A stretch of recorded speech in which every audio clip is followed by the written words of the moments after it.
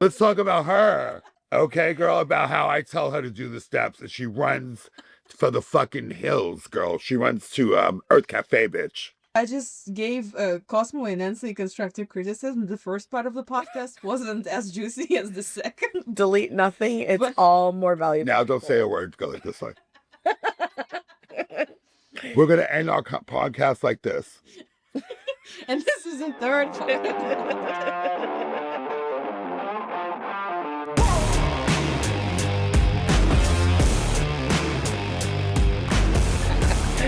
Period. Okay, so today, welcome back. Oh my God. So we have Ansley today in the Nobody's Listening podcast. Yes, I know it's been a minute because the Queen's been on the Beyonce tour, but now she's back. And I've been wanting to get Ansley. You guys know that Ansley helped me a lot get sober. You know, she helps me with spirituality. She teaches me how to meditate. And she helped the Queen so much with her sobriety. I'm coming on 9 years, girl, in October. Yes. Amazing. Yeah. So I kept on going through it and through it and through it and relapse and relapse and relapse until I literally saw Ansley and we met. And I think she was breastfeeding a child or something. I don't know. I was. Yes. At the Bliss. One or two, like probably two. Yeah. Two of them. At the Bliss Cafe. Remember Bliss? Mm-hmm. It's on Hollywood and Vine. And that's where everybody would go and get sober. It was just like this little coffee shop.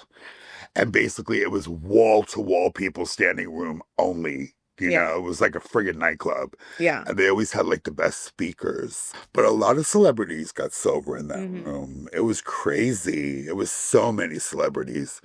So, and that's where I met Ansley. And she taught me how to meditate and basically work the whole AA thing a whole different way to like it was more simple. And I got it. I was able to retain it because I came in such a mess, girl. It was like relapse. So she just gave it to me in small doses, but very effective. So I was able to retain it until this day. We practice the same thing. We usually meet, not every day anymore. It was every day, but now we meet like once a week or twice a week. And we meet in my living room or my yard. And we still practice till this day, getting sober. Yeah. Thank God. We're lucky enough to have a podcast with Eugenia here in my store. Yeah. Because we're talking about where are we going to have this podcast. So it started in my house. And all the walls were white and everything. It was like, that's not a Queen of MELROSE podcast. But I liked it. You know, I really did because I like the tranquility. Because all day I'm doing, you know, jokes and funny and 110 and styling and this and that. So at home, there's just like a peace in my home. You know what I mean? And I really need that. And people are like, when they see me in my home, they're like, are you Cosmo? Where's Queen of MELROSE? But I like to chill. Now, all these topics right now, okay? There's like Wendy Williams, okay? I have my shoes on today. One is called, the left side is called Wendy. The right side is called Williams. Yeah. Here, let me show you. I bought these in Palm Springs in the name of Wendy Williams because I love her so much. She also helped get me sober. Right. When I first got sober, I was watching Wendy every day. So, you know, she has these boots and she still wears them all the time because she has lymphedema in the ankles. So I don't have it in the ankles. I have it other places. But anyhow, so this is Wendy and the right one is Williams. So that's how much I love her. So she had her talk show and that helped you. It helped me get sober and it helped me want my own talk show. And now you're following in her footsteps. Right. And you're doing a podcast. Crazy. She inspired you. And then when she got sick, I knew it was alcoholism, girl. And they're trying to say she's mentally ill.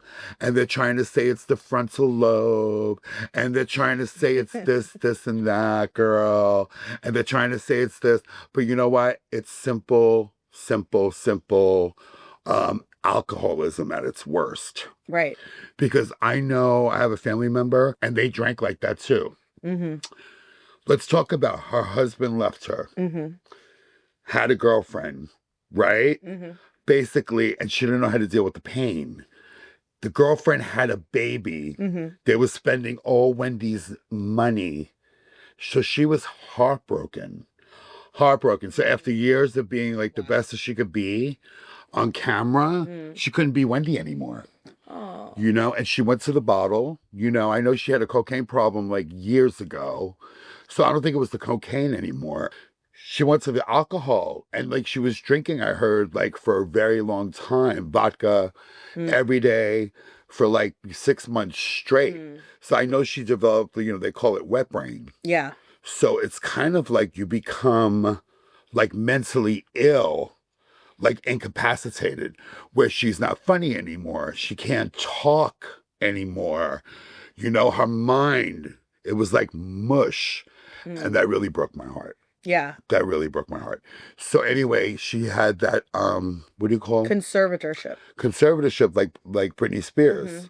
But you know, we all see Britney now. Yeah. Right? When she got off the conservatorship. So I believe like, you know, people need people like you in their life who really help me. You know, I'm not going to cry, girl, because I always fucking cry, but who really helped me. I believe they need a sober coach. Like Wendy needs a sober coach. That's all she needs. You know what I mean? Maybe she does need a little medication, but these people like Britney, it should be mandated. Sober coach. Mandated. Because if Wendy goes to a bar right now, she's going to go back into that infant child. Yeah. It's going to look like dementia. It's going to look terrible. Yeah. But we all know what she has, and it's just alcoholism. Yeah.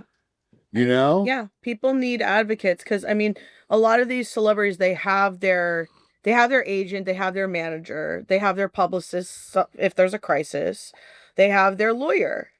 They have yes people. But all these yes people around them, but they're lacking one thing, how to get sober and stay sober through working the steps and learning meditation, learning a connection with a higher power, you know? And really, this should be mandated with all these celebrities. And like, look at Luigi Mangione. Like, I'm sure if he would have worked the steps with us before that happens, he would have never pulled the trigger. Yeah, he was like... He would have never been that angry. So do you guys think that it's better to be crazy in public than a drunk?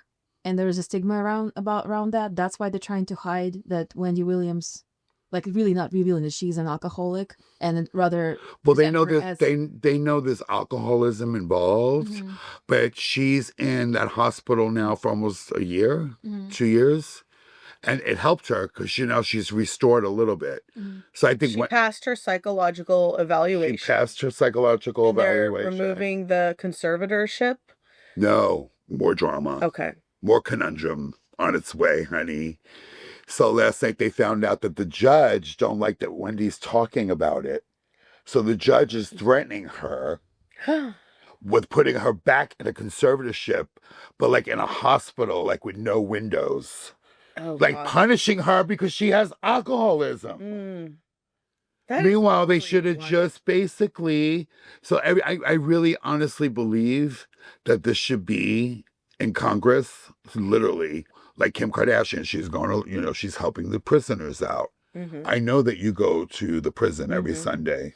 Yeah. You know, and you help them out. Right? Yeah. So basically, like me, lost my mind. I was in 5150 holds. I didn't know what to do with my alcoholism. I thought I was like really crazy and I was going to stay crazy. I didn't know that I could come back from the gates of hell. Basically, look at all of them, like Justin Bieber, how sad, you know what I mean? Yeah. Walking around the streets looking all sad. I know he had the church behind him before, but then he stopped. Something happened, and they could call it this, that, and that. And I could see. I know the percentage rate of alcoholics getting sober is really low.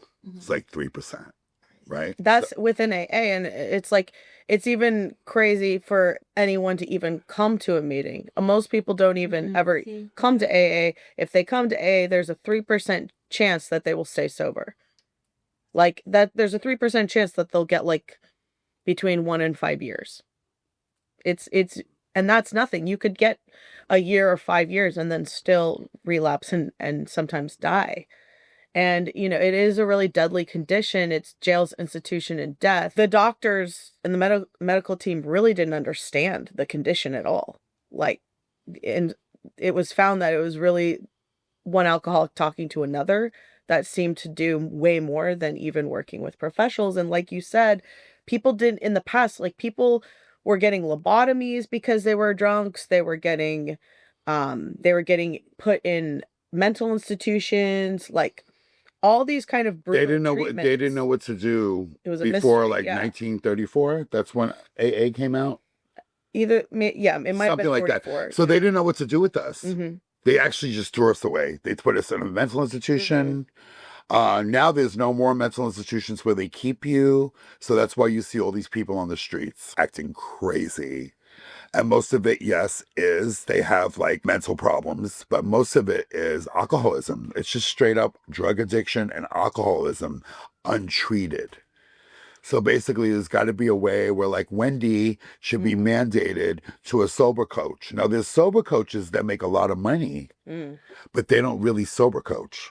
They don't work the steps like you did with me that helped me get sober with the prayer and meditation and all that stuff. They just kind of just sit there and babysit, and then you write them a check. You know what I mean? Like, basically, that's why me and Ansley want to spread the word about how we do this, because it works. It really works if you work it. And we have to work it every day. Like, she always tells me, you can't stay clean on a shower that you took yesterday. And then sometimes she don't answer the phone when I have a problem. And you go through a lot of stuff in sobriety. Like, I went through a lot of stuff when I was drunk and high, but life doesn't stop. It keeps on coming at you. So it's how you deal with it. So I go through a lot of stuff in sobriety. And a lot of times she doesn't answer the phone because she's busy, and she's like, well, do your steps. And I remember this queen in AA, she goes, do your steps. Give them to God, because God doesn't have call waiting. Go right to the source. Right. Exactly. But then how do you get to the source? The source. How do you get to the source? It really doesn't matter what your higher power is, like with these steps, actually. People are getting relief from this, like no matter what. So it's like art. It kind of meets you right where you're at. What we would do is we would ask you, step one is your life unmanageable? Is your life unmanageable when you drink, basically? Or look, the steps are not just for drug addicts, alcoholics, but a lot of the time, the only people who can do these steps are people that have done some kind of disorderly behavior to the gates of insanity and death. I know a lot of people want to save their own lives. They want relief. So basically, I notice when I do the steps, or if I work with somebody else, like either they start crying, like all this relief, and they feel relieved when you do a thorough 12-step and actually a thorough meditation. I've cried with you many a times. Yeah. And I just felt lighter, and I felt like this is better than any fucking drug. And these people need to know about this. That's why I'm like, okay, AA says no radio and press, and I get that. I also know the book was written like so long ago, but the solution needs to be shared, especially now, because the world is crazy right now. People don't know what to do. People are in fear. Yeah. And that's one thing about Ansley and I. We do a fearless, thorough. Like upon awakening, sometimes we get the pen to paper and we write down every fear that we have. And usually it's like the same fears show up in the beginning, like economic insecurity. We're afraid we're going to be homeless. We're afraid that our businesses might close. And that's like most people right now. And most people are on the cusp of being homeless. And basically, and it's just happening. So it's like the saddest time right now. So this is when I get into more fear. So instead of being in fear, I turn it into faith by doing these steps, and basically I did them really thoroughly in the beginning because I was desperate. I had the gift of desperation. So I was like, let's meet in my yard. Come on, 7 in the morning, 8 in the morning. I'll make the coffee. And I was just sitting there holding onto my chair in fear Yeah. because I didn't want to go back out there by Right. drugs. I didn't want to go back out to that world. You know what I mean? I didn't want to go back to jail. So I was beaten into submission. Yep. It was so much pain. I was beaten into submission so I could just sit there and just like And face I didn't yourself. have all the answers anymore. Yeah. So I took suggestions from somebody Yeah. else. The problem isn't financial insecurity. I was just saying that's It's one of it's them. the fear about it, right? Because if you the fear makes everything worse, right? The fear causes all these other overreactions to happen. Like, we're talking about Luigi, right? He had a resentment at United Healthcare. He was drastically mistreated. He saw many other people being drastically mistreated. So he became this vigilante and went postal. went postal Exactly. and killed this. Meanwhile, if this he would guy. have sat down and wrote a fear Yeah. list and meditated, he would have probably had relief. Yeah. And he still upset, but not to go actually kill somebody because now he's going to go to jail for life. Right. He took away his freedom. Right.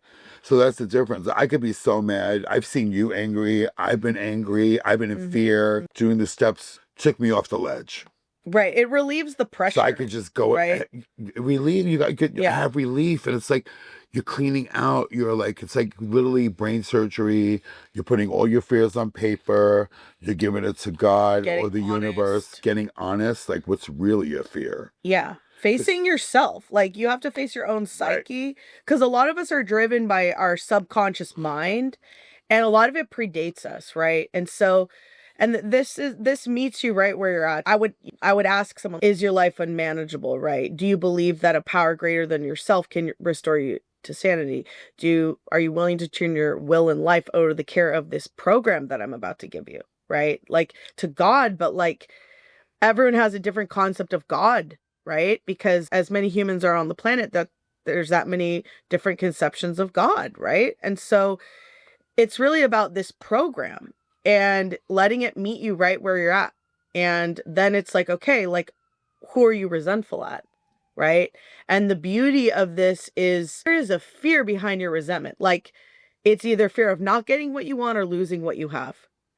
And if a lot of, I've noticed a lot of people get, like, there's a term like getting either suicidal or homicidal. Luigi got homicidal. He got so resentful he was willing to kill, right? But it's like he had 100 forms of fear. It doesn't need to come to that. We don't have the right to play God like that and say, you know what, like that. That's why there's a justice system. That's why, as flawed as it is, he just cut off his nose to spite his face.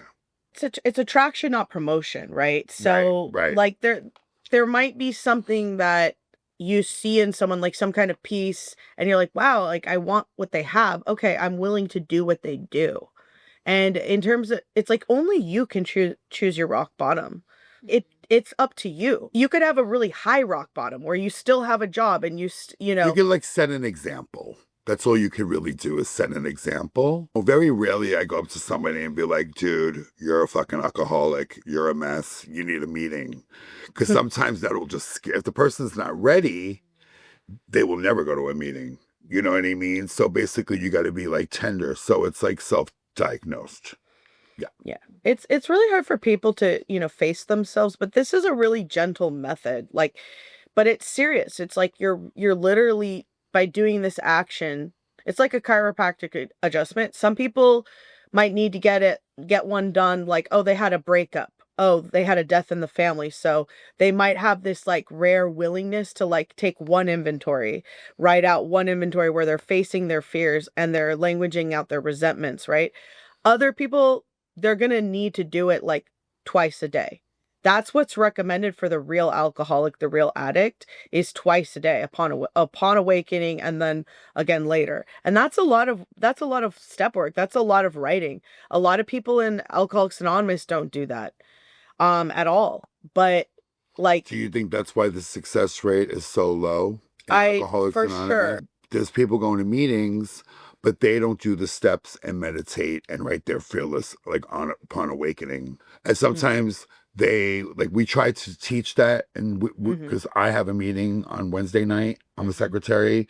Ansley's the Friday night, and when we talk about it, you could tell like some of them cringe. Like, if I'm saying write your steps in the morning, write your fears down upon awakening, and they recoil. Yeah. Everyone wants to do it their way. So? Why is this so? What do you think? Why is this so? Why do they think it's cringe? It's self-righteousness. They may not need it. It's kind of like fashion. Like, oh my God, why aren't you wearing like the fabulous look? I don't know. It's just not for me. I have my clothes or whatever, and everyone has their program. They're like, I can't wear that. I can't wear that. Yeah, exactly. It's just being like defiant, because alcoholics are defiant. Don't tell an alcoholic what to do. So you can't tell an alcoholic what to do. They're like, I already got my sponsor. I already got my program. And then 5 days later, they're relapsed and they're miserable. Or you could stay sober and be dry. And who wants to be miserable and dry when you're sober? I really, the plan is to be happy, joyous, and free.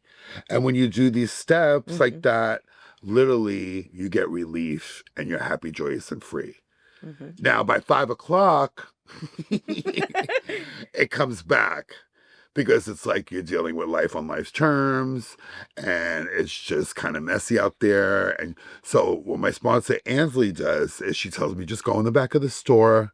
It takes 10 minutes, take your break, and go meditate, write your fears, call me, tell me what they are. You know what I mean? She goes, because by 5 or 6 o'clock at night, it comes back, because we have a malady.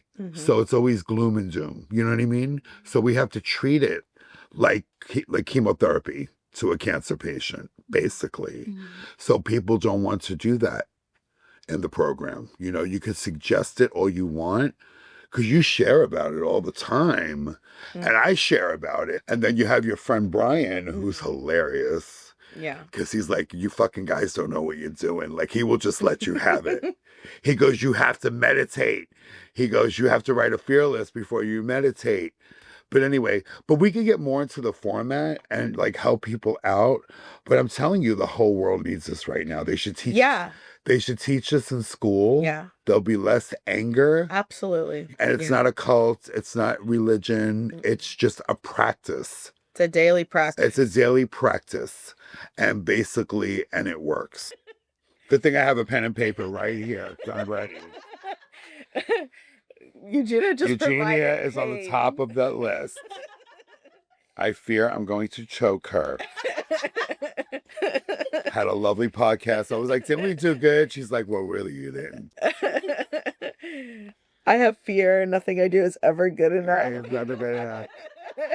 I have fear I am not enough. I have fear I suck. Where's the crack? She turns into Steven Spielberg. Yeah, it's my duty to do it. That's why when I was on Soft White Underbelly, I didn't know what that was. I didn't know. It was either like you watched Lion King during the pandemic or you watched Soft White Underbelly. I had no idea what that was. And then he asked me to be on. And he just said, be honest and tell your story. And that's what I did. And it went viral because I did share about like the darkness, but I also shared, and there was a lot of darkness.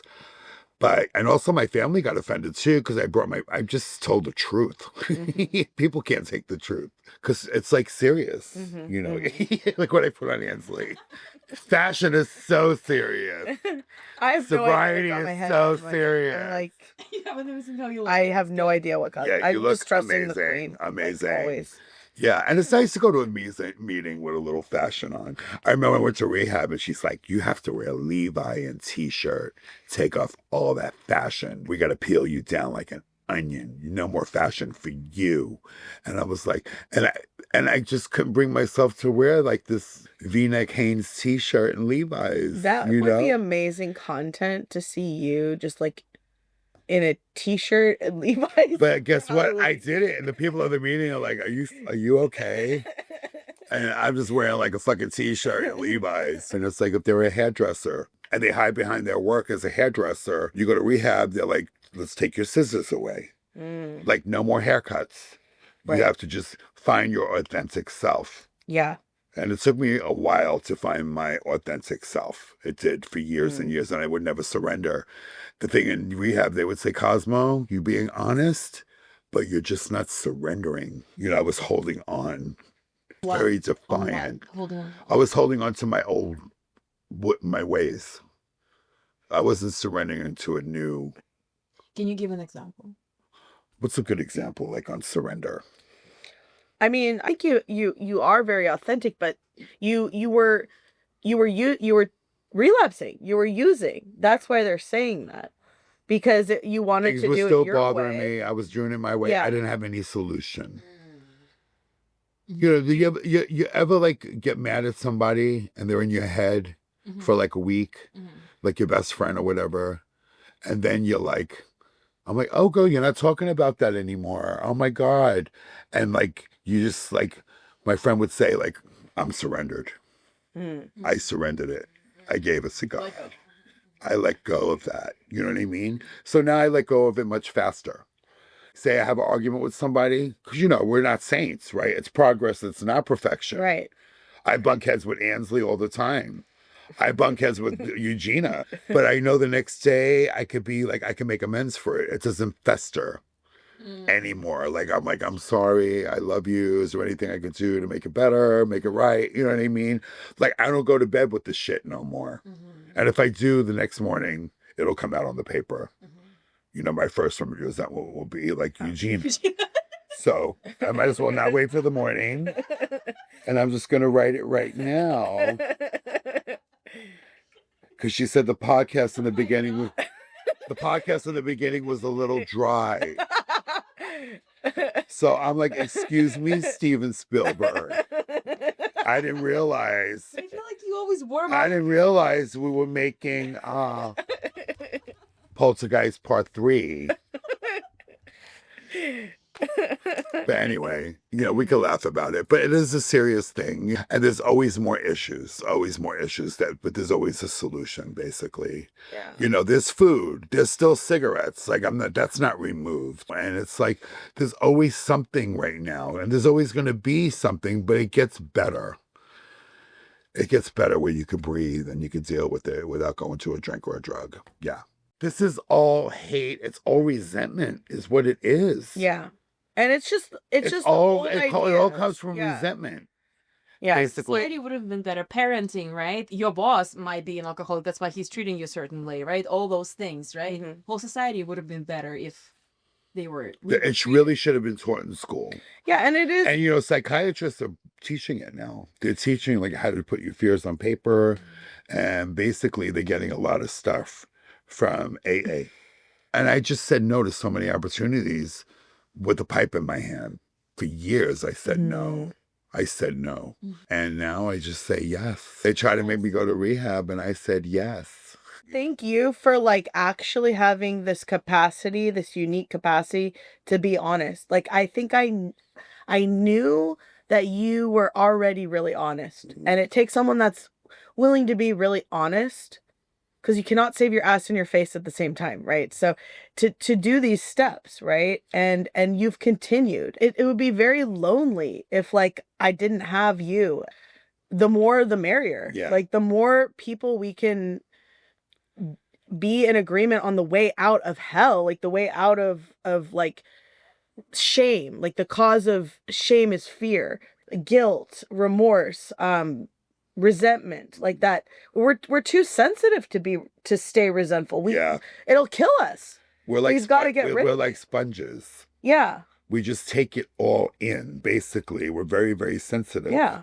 But what I love, like, you know, also in AA or any group, basically, like, Ansley's my ride or die. You know what I mean? Thank God, 10 years, we're still working the steps together.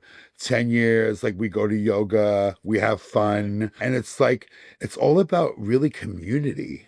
Yeah. It's about community. People want to Yeah. be seen, they want to be visible, and they want to be heard. Yeah. But we have to take the shame away. People want to be visible. It's like the meeting the other night, how we all shared, and we all, like, some serious shit was shared. But at the end of the meeting, we were all just laughing. So basically, community is really, really, really important too, you know? Yeah. And creativity. And that's what's been so amazing. Yeah, I've sponsored a lot of people. The steps meet whoever the person is, like, right when they're at. And, but I do think that creativity is a vital part of the 12th step. It's like we're doing the writing so we can actually have enough peace to be able to meditate and go straight to source instead of a human trying to get something from a human. It's like go straight to source, God. And then, okay, you've done your writing, so you can meditate, so you can show up and be in the flow state, be in the 12th step. what's that saying? I teach a man to fish. Right. That's right in a nutshell. Give a man a fish, he'll eat for a day. Teach a man to fish, he'll eat for the rest of his life. And that's what this is. There it is right there. It's not just it's not just entertaining. It's not just creating an amazing music video that everybody can enjoy. Like the steps actually are the fishing pole so that anyone can learn to fish themselves. You're right, creativity. But when you get sober, that creativity comes out. Look at Eugenia. She's home, podcasts, so much to do. Jacket. And she's making look what she's making. Wow. So creativity does. Wow. Oh my God. In the middle of all of it, girl. I don't know how she has the time. They ask me, how do you have the time? That's why the queen is exhausted and she needs a vacation. So basically, even my business partner, Donato, he is amazing. He got sober, I think 22 years now. He's got 22 years sober. And then when he got sober, because his drug was a different drug than mine. Mine was Coke and his was another one. And basically he came in the rooms and he didn't say, hi, I'm an alcoholic. He said, hi, I can't stop decorating. So he had to stop decorating for a while. Cut to, he met me. He started making all these beautiful, beautiful, beautiful, here, let me show. One of our famous pieces. So this is like when you're on the plane,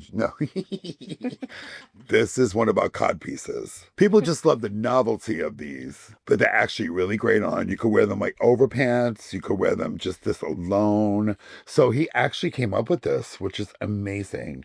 People love these. Well, I call it a cock piece, but actually he's more demure. And mindful. And mindful, yes. He calls it cod pieces. So they're on the website. They're doing pretty well, actually, especially for Christmas. Decorated the Christmas tree with these. Amazing. All colors, fabulous. But see the talent? So this comes out when you're sober. It's crazy. Basically, this we made for Deontay Wilder. And Donato came up with this mask. And this is what sold Deontay on the whole 5 looks that we made for him. It all came from this mask. Wow. So if you Google Deontay Wilder, you'll see he's wearing this in crystal diamonds. He's wearing this in black. This is where it all started. From Donato Crowley, my partner, who's amazing, very classy and opulent. So yeah, so water seeks its own level. So I have like all these talented people, and the store is like a fashion. It's like a fashion vacuum. Whoever comes in here wants to either make stuff for the store. I'm like a medical. Here, give me my 10. I'm like American Idol. Give me the paper right there. No, it's on. This one? Oh, yeah. Here we go. I'm literally like American Idol. So they come in with these clothing. And sometimes I'm like, you got to go back to the drawing board, practice a little bit. Give me your best. You're very, very. Come bring me your greatest hits. How about that? And then sometimes I'm like, I feel like American Idol when it comes to fashion. I'm like, 10. because some people knock it out of the park. Look, girl. Oh, look at Donato. Look And at that. Palm Look Springs. at this. Look at this. Look, guys. Let me focus. Hold on. Hold it. Yeah, there we go. So we take our little daily vacations, not daily vacations, like every few months, we have to go to Palm Springs or go to San Diego, just to get some air. And this was a lovely, lovely vacation. Yeah. So anyway, guys, that's the merch. Yeah, the pink one fell, but but this is merch. Queen of Melrose. We have T-shirts. We also have jewelry. I'm wearing the rings. Beautiful. These sunglasses, they sell out immediately. These are so fabulous. I love when you're not feeling so fabulous, honey, put these on and the world changes with rose-colored glasses and you'll feel fabulous too. So remember, we have the stores too on Melrose. We have Cosmo and Donato. That's more the opulent store on Melrose and Curzon. Then this is Cosmo's Glam Squad. It's on Melrose and Fuller. This is the more like rock and roll store. And then we have the website Cosmo and Donato and Queen of Melrose. If you have any friends having a birthday coming up or family members, get the cameo. The Queen is, you're never going to get a more heartfelt birthday message or a funny birthday message than from this one. You don't know what you're going to get. Breakups. You have a lot of experience. Breakups, right? You know how to handle emergencies. Sex changes. Yeah. I do it all. Anyway, thank you for another fabulous podcast. Ansley, would you come back, darling? Yes. Okay, beautiful. Because I think the world needs to know more about these steps and meditation and all the things that got the Queen here today. And Yeah. you helped. And it so felt much. like therapy. I feel like happier by listening. I feel lighter. Me too. How do you feel, girl? I feel great too. Yeah. Anyway, thank you guys. We'll see you again. Thank you. Wow. Mwah. Thank you.